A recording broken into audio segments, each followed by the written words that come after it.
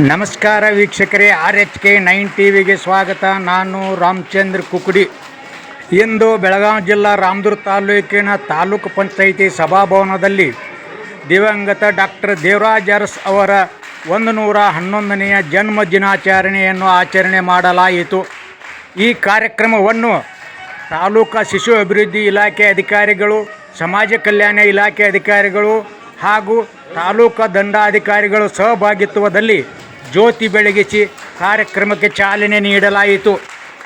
ಸಾಧನೆಗೈದ ವಿದ್ಯಾರ್ಥಿನಿಯರಿಗೆ ಸನ್ಮಾನಿಸಲಾಯಿತು. ಉಪನ್ಯಾಸಕರಾದ DV ಹರ್ನಟ್ಟಿಯವರು ಮತ್ತು ತಾಲೂಕು ದಂಡಾಧಿಕಾರಿಗಳು ದೇವರಾಜ್ ಅರಸ್ ಅವರ ಚರಿತ್ರೆಯನ್ನು ವಿವರಿಸಿದರು.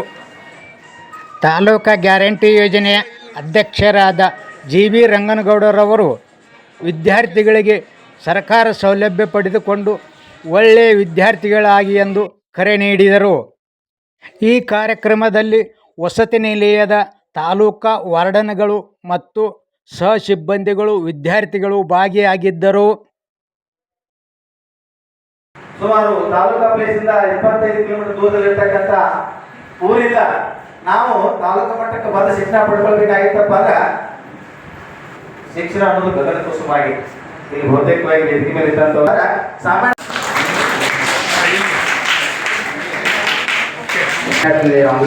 ಪ್ರಥಮ ಸ್ಥಾನವನ್ನು ಅಲಂಕರಿಸಿದ್ದಾರೆ. ಶ್ರೀದೇವಿ ತನು ದುರ್ಗಣ್ಣವರ್, ಮೇಲಿಮಾ ಕೋಳಿ, ನೇತ್ರಾವತಿ ಗುಡ್ಡನವರ್, ನಿಖಿತಾ ರಮಾನಿ, ಸಿಂಚನಾ ವಡ್ಡರ್, ಹಳ್ಳಿ, ಗುಜರಾತ್ ಗುರ್ಲಿಕಟ್ಟಿ, ವೀರಾ ಗೌರಿ, ಸುಧಾ ಬಂಜಿ, ಅಶ್ವಿನಿ ಶೆಟ್ಟಿ, ಪಲ್ಲವಿ ಬೆಳಗ್ಗೆ.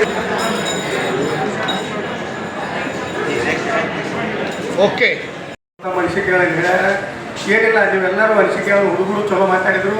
ನಾನು ನಿಮ್ಮಲ್ಲಿ ಒಂದೇ ನೆನಪು ಪಡ್ಕೋತೀನಪ್ಪ, ನಿಮ್ಮ ಹಾಸ್ಟೆಲ್ ನಾವು ಶಾಸಕರ ಜೋಡಿ ಒಂದು 2 ಸಲ ಭೇಟಿ ಕೊಟ್ಟಿದ್ದೀವಿ.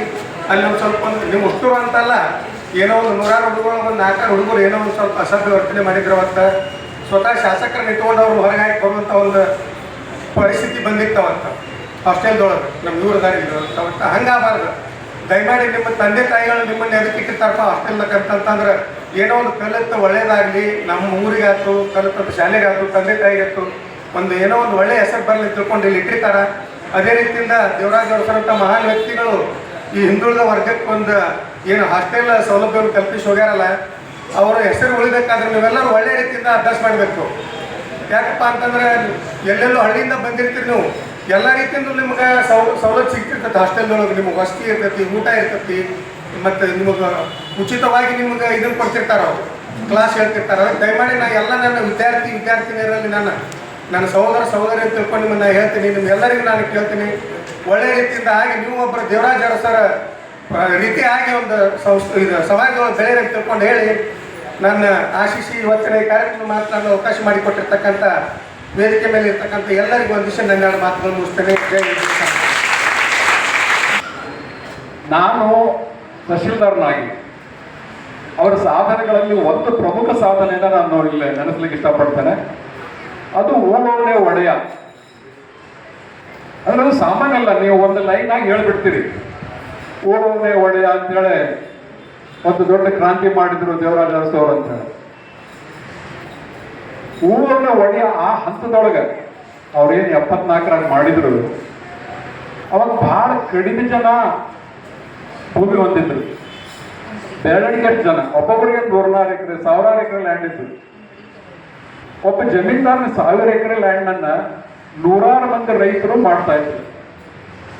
ಬೆಳೆದಿದ್ದ ಅತಿ ಜಾಸ್ತಿ ಪರ್ಸೆಂಟೇಜ್ ಬೆಳೆ ಜಮೀನ್ದಾರಿಗೆ ಕೊಡೋದು, ಏನೋ ಸ್ವಲ್ಪ ಮನೆಗೆ ತಗೊಂಡು ಹೋಗೋದು. ಕಷ್ಟಪಟ್ಟು ಬೆಳೆಯೋರು ಅವರು, ಅದನ್ನು ಅನುಭವಿಸೋದು ಜಮೀನ್ದಾರ. ಇವತ್ತಿನ ದಿವಸ ನೀವು ಸಾಕಷ್ಟು ವಿದ್ಯಾರ್ಥಿಗಳು, ರೈತರ ಮಕ್ಕಳಿದ್ದೀರಿ. ನಿಮ್ಮ ತಾತ, ನಿಮ್ಮ ತಂದೆಗಳು, ಕೆಲವೊಬ್ಬರೇನೋ ತಮ್ಮ ಸ್ವಂತ ಆಸ್ತಿ ಹೊಂದಿರ್ಬೋದು. ಸಾಕಷ್ಟು ಜನ ಈ ಟೆನೆನ್ಸಿ ಆಕ್ಟ್ ಒಳಗಡೆ